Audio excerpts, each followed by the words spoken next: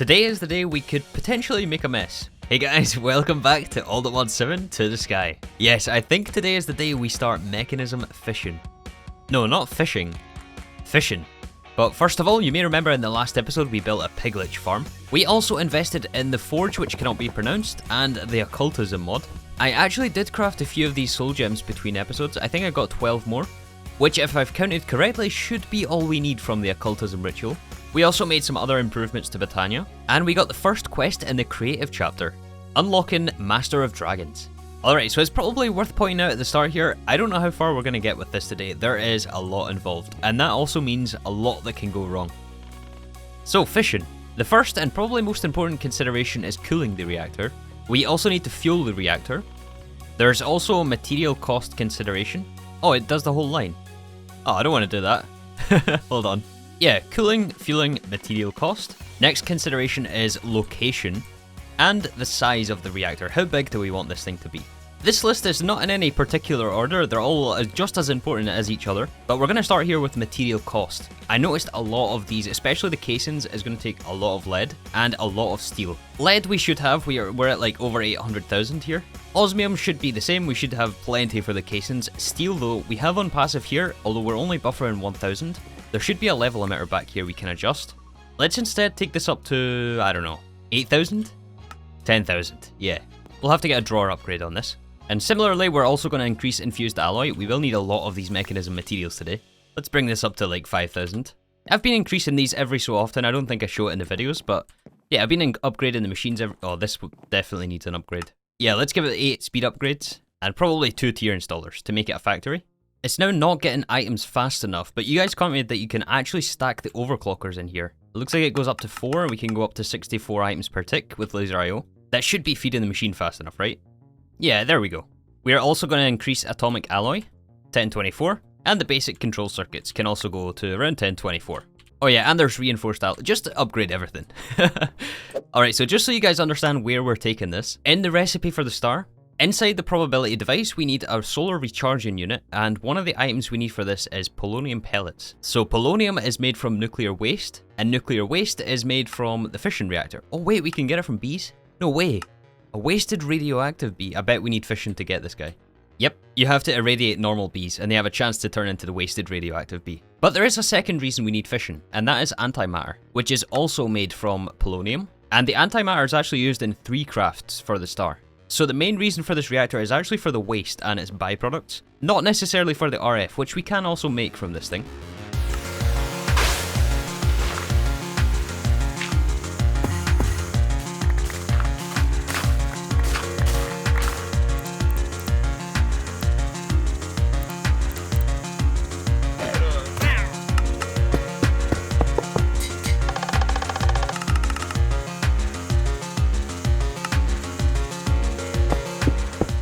After making several improvements around the base trying to prepare for the reactor, one of the things I wanted to take care of very early on was to back up our sodium supply. Sodium is how we're going to cool the reactor, and we make it as an extra byproduct whenever we make chlorine for ore processing. So instead of voiding excess in chemical tanks, I encoded a 256k chemical storage cell for AE. We should not need to buff the system as long as we have enough for when the reactor starts. The sodium is 100% recyclable. After that, I encoded the rest of the recipes that we would need for the reactor. I did a little bit of creative testing in a creative world, and also got the numbers for the casings and the material list basically for a reactor. A lot of the stuff we could just craft on hand, but steel and some of the other mechanism components we just buffed were a limiting factor. So in the meantime, I just started to build out some space for this reactor, which I think is going to go right underneath our base. I hope I don't regret that decision.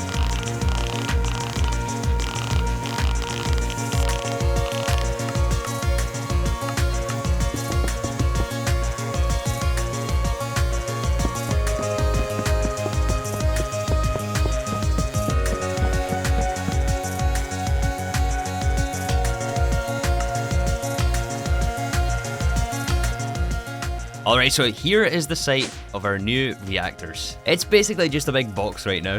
In fact, there's 3 boxes here. The top one is for the fission reactor, and the bottom 2 is for boilers. I don't know exactly how this top section is going to shape out. We still have to design the fuel setups, which I'm thinking is going to go over this side, so I've intentionally left this quite boring up here. Anyways, while I was building that site out, I did occasionally request some items, and I believe this is all of the materials we need for a reactor. I know it looks like a lot, and it is a lot, but all of this one here, my math was off again, so I made too many. I mean, technically that isn't true. I was originally counting for a 17 by 17 by 17 reactor. I decided to scale back to 15 by 15 by 15 though, just so that we were in one Minecraft chunk. But yeah, I think we've prepared enough. Let's grab this chest, and let's start building our reactors.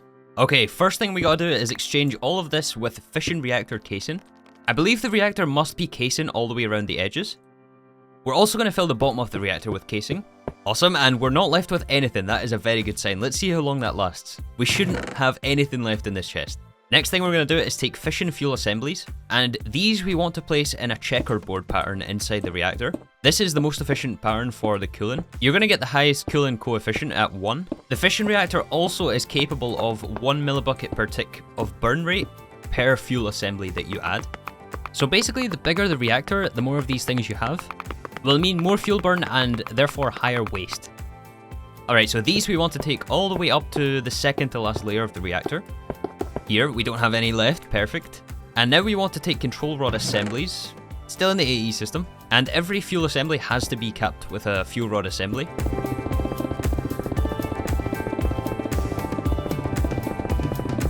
And finally, we just have to fill it in with reactor glass. We have to be careful though, there's also structural glass, that's for the boilers. We need reactor glass on this, and we can just fill in every single side with these.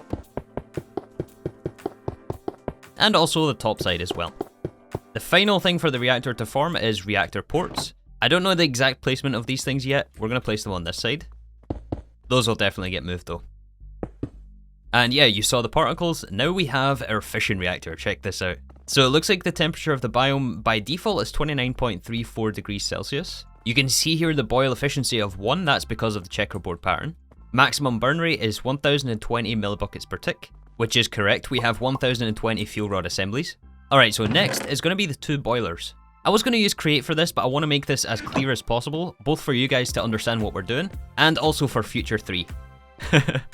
I've referred to my own videos quite often actually when rebuilding some similar setups that you don't often build, such as GregTech reactors and things like that. And this is one of those cases. I want to be able to come back to this video. Anyways, the boilers. We start first of all by replacing the frames with boiler casing, and also the bottom side.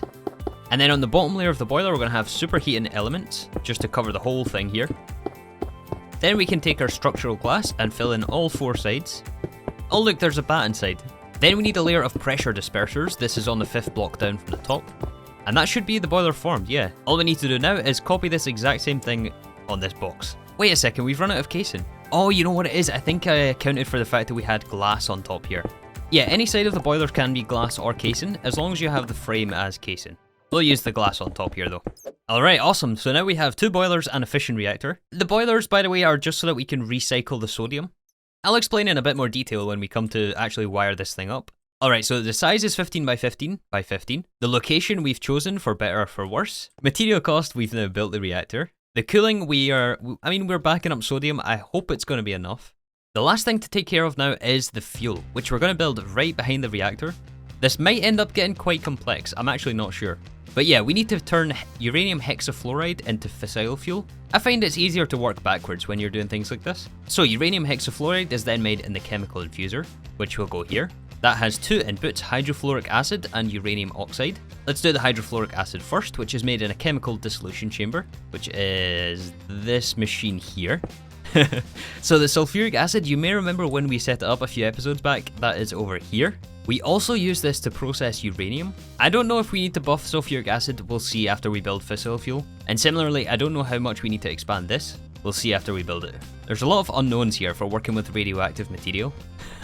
And yes, there is absolutely a risk of meltdown here and a huge radiation explosion. That's definitely something we want to avoid. That can't happen. It's not going to happen. Trust me. But yeah, other than the hydrofluoric acid, we need uranium oxide, which is made in a chemical oxidizer. That's made with yellow cake uranium, which is made in an enrichment chamber with uranium. So yeah, now you can see why I mentioned we need so much uranium. Anyways, now that we have the machine layout, we just need to plug all of this in.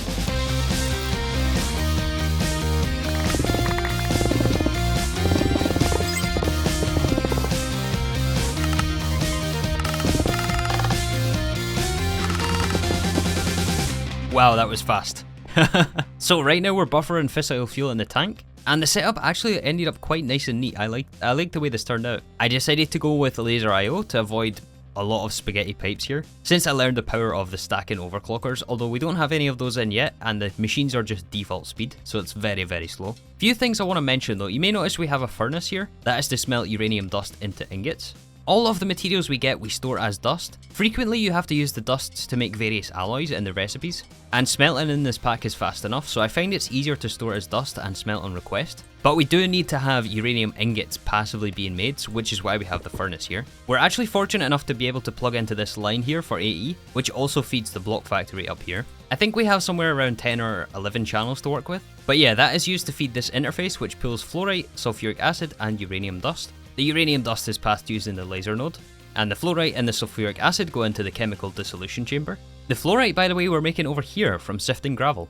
So yeah, we have our fuel. It looks like right now we're making only 1 millibucket per tick, which is awful. It's good to know that our sulfuric acid can handle at least 1 millibucket per tick. I would be a bit concerned if that wasn't the case, but we're gaining on sulfuric acid again, even with this system running, although with speed upgrades I feel like that is going to change. So I may have to double up the sulfuric acid over on the opposite side of this room. For now though, just to future-proof the setup, I'm going to copy it 2 more times. Yeah, we definitely need this to be symmetrical.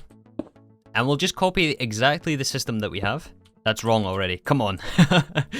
This is supposed to be here.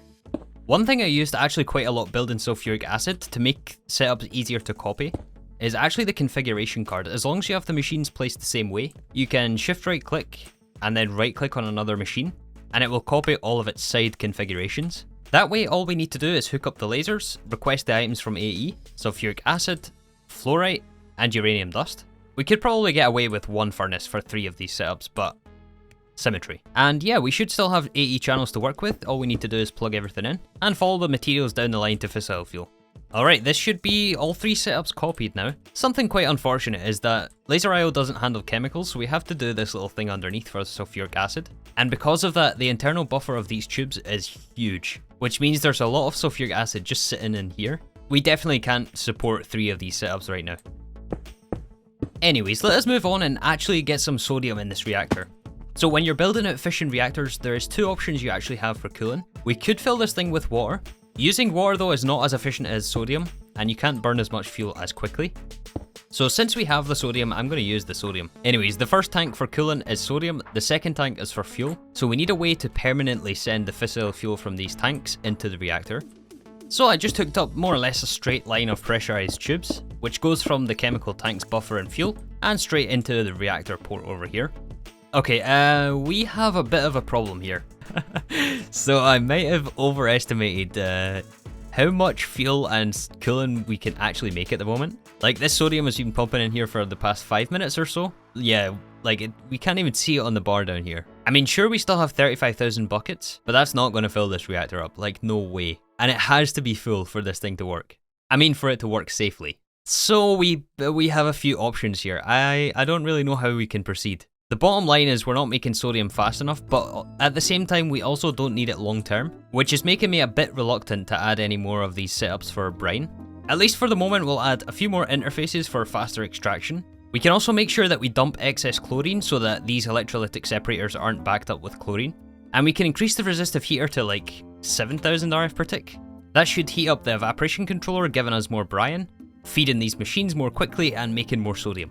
Yeah, that's a bit more manageable, I think. Okay, so it's been a while later for me. I've been thinking about how we're going to solve this issue, and we might actually have a little saving grace here. So the recipe for the star needs this Withers compass, right? To craft this, we need gravitational modulating units. And for this, we need to make ultimate induction providers, right? And all the way at the bottom of this tier, the basic one, needs lithium dust. Lithium dust is made from gaseous lithium, and the gaseous lithium we get from liquid lithium from the thermal evaporation controllers. I call this calculated, right? So, what we can actually do is expand our thermal evaporation controllers. We have the perfect excuse to do this.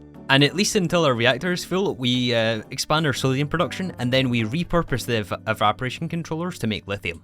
That sounds like a solid plan. So with the plan established, I crafted the materials for 8 more thermal evaporation plants. And keeping some symmetry in the room, I added 4 to each side. But because of height restrictions above us, I decided to actually build these down. It doesn't look the best, but it's going to be more functional. It's going to give us more storage in these things. But yeah, the setup is exactly the same as what we had on the other ones. We give it valves to input heat from resistive heaters, an extra valve to input water from sinks, and the output we take from the bottom, which then goes into an ender tank. Alright, so we expanded the production of brine, the fluid. Now we have to add some more electrolytic separators. Although I think we have to redesign this a little bit because we don't have enough throughput on these pipes. We have to input brine and energy, as well as extract 2 different outputs. The sodium and the chlorine underneath. Yeah, we can probably make this work if we stack more machines on top. Okay, we have now more than doubled our sodium production. Not the cleanest of setups, and I had to switch to integrated dynamics for faster fluid inputs. But now if we check the reactor, we're getting like, I don't know, a couple of buckets per tick at least. That's so much better. It's still going to take a few hours, I feel. So I may still add some more of these, but in the meantime, let's work on lithium. Since we have some extra brine set up already, we won't necessarily turn them on right now, but we can at least set up the machines for it, right? And I think we're going to put it in this section here. I was going to duplicate the uranium production, but I don't think we'll need that, honestly. Oh man, there's so many machines in this room now. The frame rate is starting to suffer. And it's a lot of power. Each of these costs 40,000 RF per tick. It seems that we are still okay though. In fact, we only have 1 reactor running, which is a good sign. It means that we're not overdrawing power. But yeah, let's set up the lithium production here. So 1 more thermal evaporation controller. I still dislike that these are even numbers. It makes it really hard to center this. This doesn't need to be super fast for us, so we're going to be fine with just the 1 of these guys. Maybe this height is going to be fast enough. Yeah, this should be fine. And again, we give it 1 resistive heater at least, which goes on the valve. We have to give this RF. We also need 1 more valve for our inputs, which is going to be brine. That's going to come from the ender tank. Should be triple yellow as brine. Oh, and I still didn't clear out triple white. That's still got water in it. Yeah, looks like all the brine is being turned into sodium right now. That's okay. Whenever we get more, that will be sent into this valve. Actually, let us just turn off these machines just temporarily. Just enough so that we can get at least some lithium. Yeah, so brine turns into liquid lithium when given heat. We then need to send that through a rotary condensator. So we need 1 more valve for the outputs. We'll put the condensator around here. Oh yeah, we have to give this power as well. Yeah, let's instead switch out to universal pipe. That way we can have the power and the fluid on the same pipe. I think we want this on decondensating. That's going to turn liquid lithium into gaseous lithium. Then we need a chemical crystallizer. That turns the gaseous lithium into lithium dust. Yes, perfect. As with everything passive, we're going to store this in a drawer. Automatic eject on. And that's basically it. We're making passive lithium. Let's turn these machines back on for now though, since we need the sodium at the moment. Again, we won't need this running full time once we have enough sodium to fill the reactor. We're still quite a ways away though. I guess this is lesson learned. We definitely should not have went with a reactor this big to start with. And we were also voiding sodium for way too long. I did add a couple more tanks a few episodes back, but clearly it wasn't enough, nowhere near enough. So yeah, I guess I've got a couple of hours to kill here. I'm going to find some way at least to speed this up in some way. I think in the meantime though, I'm going to duplicate sulfuric acid over here. And possibly also do some cleaning up of these evaporation controllers. We're almost nearing the end of the series. We actually almost have the start, to be honest with you. I don't think there's going to be more than 5 episodes left in the series, and I don't want to get to the end and have a base looking the way it is. I definitely want to clean up all these wires and things, and at least make it presentable for the end of the series. So yeah, time to do some cleaning. Oh, it does still work. Nice. I thought that thing was broken. You know, I say we're at the end, and then I see something like this. 400 million RF per tick. I don't know how we're going to manage that for antimatter. So at the beginning of the episode, I mentioned that we can get RF out of this reactor. That's not something I had planned for today, and in fact, we're going to be voiding all of the steam that we get from this. Some plans may change and we may end up actually using this thing for power next episode. But it's been around 3 hours or so, maybe a bit less. We're almost there, we're at least above halfway, we're 3/4 of the way. So I doubled once again our sodium production, adding another 8, so 4 on this side and another 4 on this side, thermal evaporation controllers. I also doubled the amount of electrolytic separators making sodium, and we have more sulfuric acid production. The sulfuric acid means that we can make more fossil fuel. I did give a few upgrades to these machines. The gas upgrade helps tremendously cut down on the amount of sulfuric acid we use. And I gave a few speed upgrades here and there. I've also changed up our transportation method, so we now send it into a quantum entangloporter, just so we don't have as much fissile fuel in a cable, and it looks a bit neater like this. We can send it wirelessly to here. But yeah, if we disconnect the cable here, check this out. Yeah, look at this, 400 buckets, 500 buckets, 600 buckets. That is insane. So since we're almost there, I thought we would look at the rest of the wiring for the reactors and the boilers. These thermoelectric boilers are going to take two different inputs. Heated coolant, which is going to be superheated sodium when we send that through a reactor. That's going to be one of the outputs along with the nuclear waste. The other input for the boiler is going to be water, which we're going to do in the middle here, and these actually take a lot of water. So because of that, we're going to use integrated dynamics to get the maximum amount of fluid transfer. So two fluid interfaces on the boiler inputs. Those are going to connect to a sink. And we want two fluid importers on this here. Then inside we can just have a blank variable card to import all fluids. One thing we have to be careful of though, very careful of though, is to change the channel properties and change the fluid transfer rate. It defaults to 1 bucket. If we left it on 1 bucket, we would end up with some explosions. So we want to change this up to the maximum we can. Looks like there. Same for both. Yep, you can see it filled the boiler with water almost instantly, and this is a lot of water in there. Nice, so that should keep the boilers working. Okay, so that's both of the boiler inputs taken care of. The outputs is going to be sodium and steam. If we wanted to generate power from this, the steam is what we would use to power a separate multi-block turbine. But today we're going to void it. We're going to put it into ultimate trash cans. And it's very important that we do actually void it. Otherwise, if it backs up in the boiler, if steam ends up here, that means we no longer get our sodium back. And that means no more coolant for the reactor. That is a messy situation. So we have to make sure we get rid of the steam, and to do that, we can just send it into trash cans. Oh yeah, we do have to make sure that these are set on output steam. We should be able to do that with the configurator. There we go. And also set the tubes to pool. And the final output for the boilers is regular sodium, which is our coolant for the reactor. So what we can do is actually have two quantum entangloporters. The original plan was just to run a line, like all the way up here, but I think it's going to be more efficient if we just use these. So this time we want the boiler valve on output coolant. We'll put the entangloporter down here. I don't think these automatically push the coolant out. I think we need a tube to pull it out. And then we want to make sure input is set on the front, pull from the tube. And we have to do this on both, right? So we can put it on the underside of the first boiler with the other boiler valve here. Then all we need to do is input into the reactor. This shouldn't void this. Oh, we're almost there. Oh, we might be able to get this very, very soon. This shouldn't void anything, right? If we switch this out with a port. Can you imagine it got rid of all the sodium? Oh, no, we're good, we're good. Actually, this time I think we can put it straight on the port, since these things do automatically eject. Oh, this is going to end up so clean. Nice. So the last thing we have to take care of is the nuclear waste. To handle the nuclear waste, we have to make sure that it goes into a radioactive waste barrel. This is the dangerous part. If we break the barrel, or any container it's contained within, 5 chunks around us is going to be irradiated for weeks. Everything dies, we get poisoned, and it's not a fun time. So we have to be extremely careful with this step. It's also blacklisted in applied energistics. You can't send it through ender tanks or quantum entangloporters, and you also can't void it either, so we have to be very, very careful with it. So for today, we're just going to set up some safe storage in the barrels. Inside the barrels, it will eventually turn into spent nuclear waste, which is useless. We can't do anything with this. So we do kind of have to set up isotopic centrifuges to turn it into plutonium and to polonium as soon as we can, really. Oh, we're almost there. Okay, I just made a backup of the world. Are we ready? Are we ready to turn this thing on? I say yes. I'm going to double check all of the inputs and outputs first. Oh, we nearly missed one. This has to be output waste. I think other than that though, we're good to go. I think we are good to go. Yeah, so we're going to start a burn rate of 0.1 millibuckets per tick. It should be relatively safe, and we shouldn't see anything back up, basically. The reactor is heating up, okay. It still looks stable enough. Is the boilers running? That is the question. Yeah, we are definitely making nuclear waste. Oh no, we're backing up on superheated sodium. Hold on, let's turn this off. I completely forgot that we need to insert this to the boilers, right? That could have been an absolute disaster. Okay, let's make sure there's no waste in here before we break this. It should all be in the barrel. Oh, it actually disappeared on its own. I didn't know that happened. Yeah, it's all gone.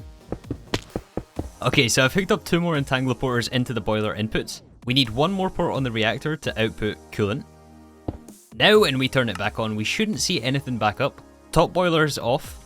That's just because we're not making enough yet. Oh nice, the bottom boiler is working. And it looks like nothing is backing up. Perfect, this is exactly what we want. Yeah, the reactor looks stable enough at 100 degrees, but we are only burning 0.1 millibuckets per tick. And we're also capped on sodium, which means that we can disconnect this line. and we should be able to run this thing safely enough. Alright, well, I would say that was not without its flaws, and things didn't go exactly according to plan today. Let's just turn this off while we're away from it. I'm going to do some more thorough testing, but I think we got everything covered here. But yeah, just to quickly recap, we give this fissile fuel and sodium. That's going to burn for waste, which we store in the barrels, and superheated sodium. The superheated sodium and water goes into boilers. The boilers make steam, which is being voided right now, and also gives us all of the sodium back, which we send back into the reactor. So yeah, really we only need to worry about making enough fuel to burn it, and handling the radioactive waste, which is something for next episode. We're going to wrap this one up here. Yeah, as I mentioned, we are getting closer and closer to the end of the series. I'm actually quite sad we're going to be finished with this soon. I'm really enjoying this pack. But yeah, thank you guys so much for watching, and I'll see you all in the next episode.